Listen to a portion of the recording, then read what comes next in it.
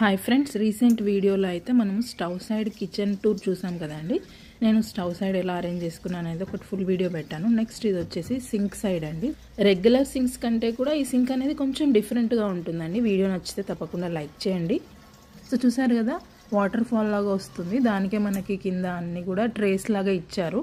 So మనకి water అంతా కూడా ఆ హోల్స్లోంచి డ్రైన్ అవుట్ అయిపోతుందండి.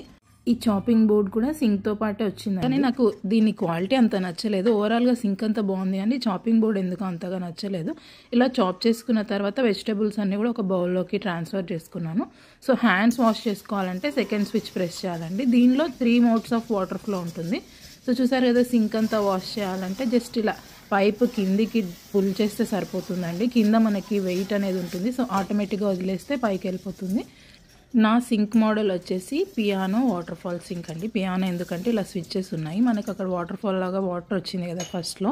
So piano water fall sink. ఈ థర్డ్ స్విచ్ వచ్చేసి ఏవైనా కప్పులు, గ్లాసులు, ఇలా బాటిల్స్ వాష్ చేసుకోవడానికి చాలా ప్రెషర్గా మనకి పైకి వస్తుందండి. వాటర్ నీట్గా క్లీన్ అవుతుంది.